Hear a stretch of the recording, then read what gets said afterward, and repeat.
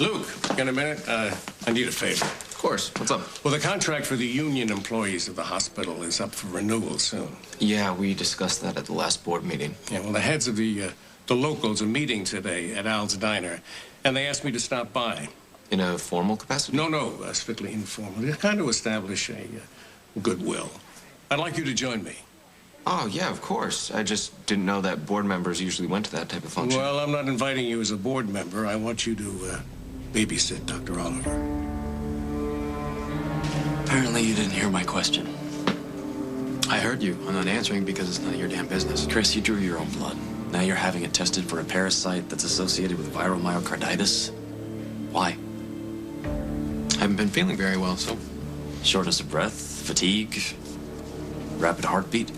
probably just the flu. Any chest pains? Look, I'm prone to acid reflux. I thought, hey, what the heck, I'll just test for everything else. So if you don't mind, I'm gonna... You know, this isn't a joke. If you've contracted a viral infection that's affected your heart, you need to have a chest x-ray and an EKG. Look, last I heard, you're a neurologist, not a cardiologist. Excuse me. Stop it. Just listen to me, will you? Back off, okay? I can handle it. Hey, I know you told me to go home. Hey, Reid. What is going on here?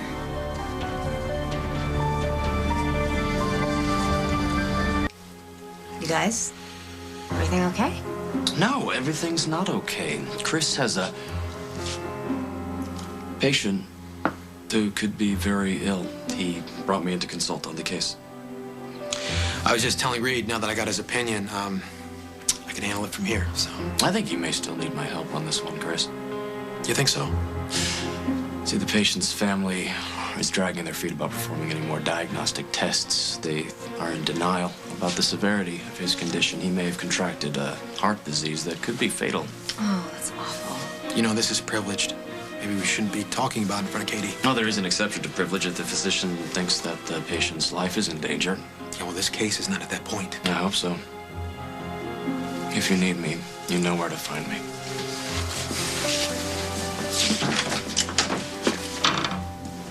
That seemed very intense. Do you want me to leave? Oh. I'm glad you came back. Very glad. Reid. Just the man I was looking for. I hear you're going to that union thing later today. I suppose so. Waste of time if you ask me. Reid, if Bob wants you to go, you should go. Reid. Sorry, I'm thinking about this case. So I was walking Margot to her car, and I realized that I probably shouldn't leave you here. And you probably shouldn't drive yourself home, because what if you passed out behind the wheel? That was a one-time thing. You hope. So I think the best thing to do is bring you home with me. And we could play doctor. And I would give you a very thorough examination. I bet you would. And I would love to. But I can't. I should probably look in on that patient I was discussing with Reid. But can I get a rain check? Sure. You're really worried about that patient, are you? Well, it's just that if it's what I think it is, I'm gonna have to do some quick follow-ups. And speaking of which, would you just excuse me 1 second? Sure. I just gotta...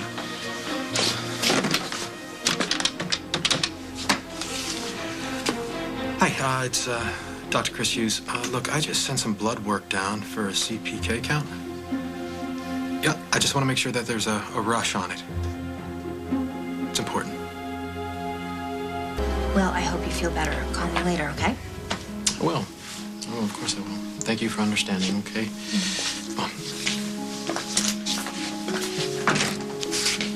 Hi. Oh, Chris, perfect timing. Listen, a group of the union reps are going to be at Al's Diner later. And it's informal, but I'd like you to be there.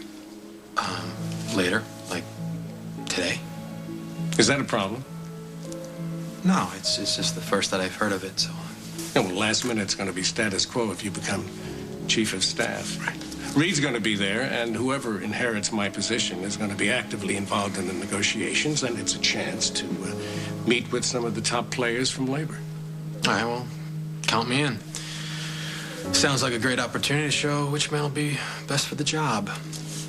Then I'll see both of you there later. And Luke, I'll see you there in the capacity that we discussed. Absolutely.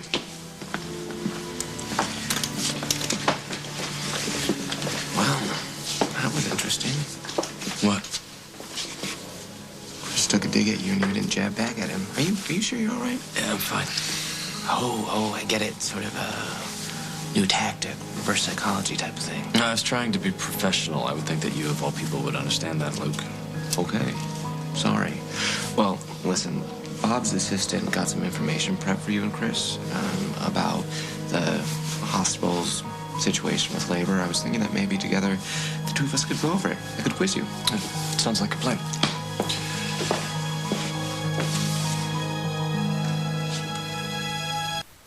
What were the cost of living increases in the last contract with the nurses? First and second year, 3.4%. Third year, 3.5. Yes. Okay, let's talk strategy. What is going to be the biggest item on the table this year? What? When did you become Norma Ray? I know a little bit about this stuff from the union negotiations, following that at WOAK, and I was a nurse's aide, remember? Bet you give one heck of a sponge bath. I'm just a very good negotiator. Are you now? Tag sales, garage sales, very high pressure situations. Not everyone can hack it. Do you haggle? Absolutely. I bet we'd have a lot of fun shopping at garage sales. I bet we'd have a lot of fun doing a lot of things. Yes, we would. We will. What are you thinking about? It's just been a long time since I've looked forward to things. Hoped, It's all because of you. Oh, shucks. No, I mean it. You make me very happy. You make me happy, too.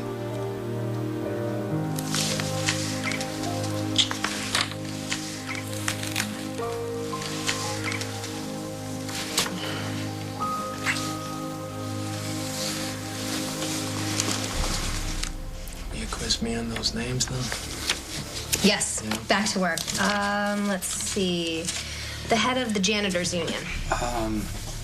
Armando Pastrana. Nice. Orderlies? Oh, it's a woman. Louise something or other. Excuse me, I gotta take this, okay? Yeah.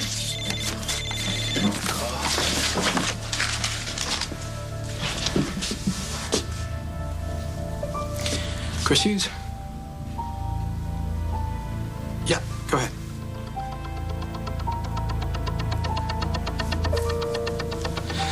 Yeah, no, okay.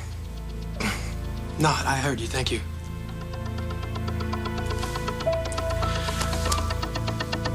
Well, you've got your facts and figures down, Pat. I have a photographic memory. Must have come in handy in med school. Well, that brings me to wardrobe. What are you gonna wear? Clothes? Again, it is painfully obvious that you need me in your life.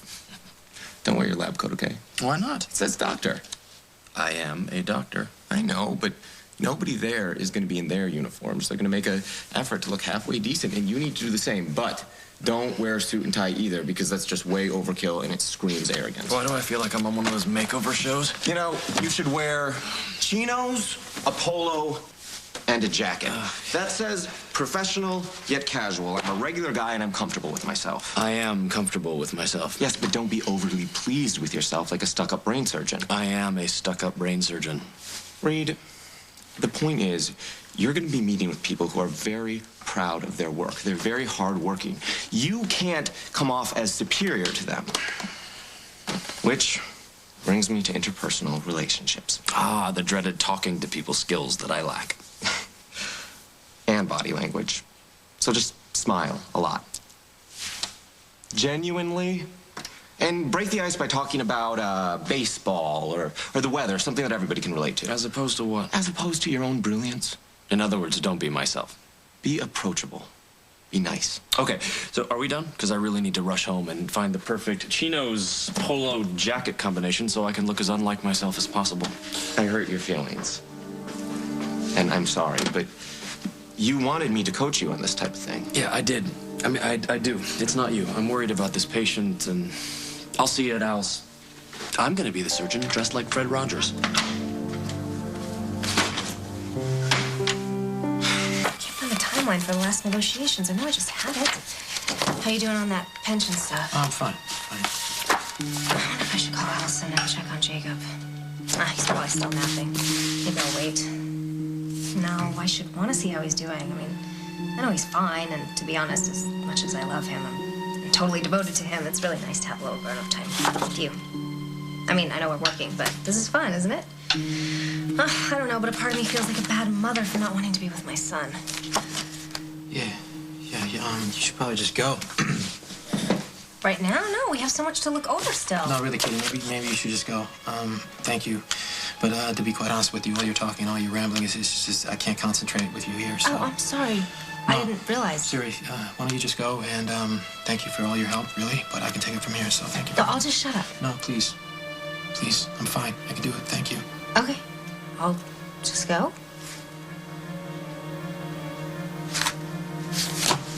I'll go.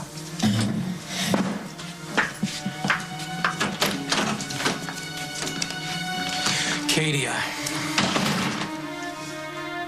Louise, that's a very good idea. Excuse me for a minute. I think it's going very well. very cordial. All we need is our candidates to show up. Did you get a chance to coach Dr. Oliver? Yes, I told him to be warm and friendly and not to wear that. I wonder what other suggestions you made that he'll choose to ignore. I think we'll find out soon. Hey, I'm Dr. Reid Oliver. I'm the head of the new neuro wing at Memorial. I'd like to take over as chief of staff when Bob Hughes retires. So far, so good. A friend of mine told me that I shouldn't wear my work clothes to this thing, that it screams doctor, and that might turn you guys off. But guess what? I am a doctor, and I'm a damn good one, too. Here we go.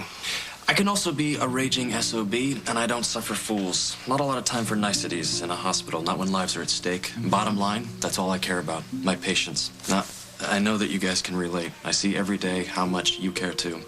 You take pride in your jobs, you go above and beyond, you're nice to people so that I don't have to be. I know that you work long hours in tough conditions for not nearly enough money. I also know that without you, I wouldn't be able to do my job. Unfortunately, the economy stinks right now. It's a lousy time for anyone to be asking for increases, but I give you my word that if I become chief of staff, I will work diligently with you to carve out the fairest deal that we possibly can. All right?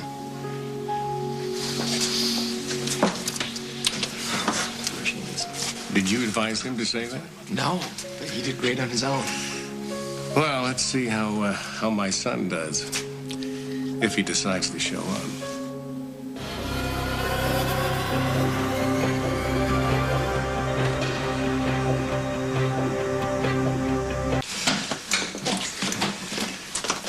Hi. I'm sorry. I know I shouldn't be here, but I just wanted to see how Chris was doing. Where is he? I was about to ask you the same question. He's not here yet? And people are starting to leave. Well, I just, when I left him at the hospital, he said he was going to study a little bit and then come on over here. He was a little nervous, but... About the meeting? Well, that and one of his patients. He was waiting on some lab tests. Running tests? He's not on call today. I don't know. There are a great many things I don't understand about my son. Excuse me. So your boyfriend is a no-show, huh? He might still show. Oh, come on, admit it. He's afraid of the competition.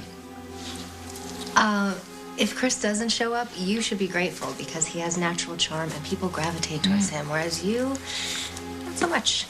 I don't know. I ace this thing. Me and the head of the janitor's local over there. Like that. Oh, really? Tell that to your boyfriend when you see him. All joking aside, he is my boyfriend now, and you need to be nice to him. No, I don't. Yes, you do. I really like him. I mean, really like him, and this is the first time I've actually thought about the future since Brad died. Yeah, I know that's a big deal for you. Yeah, it is. Well, I'm gonna go call him, see where he is.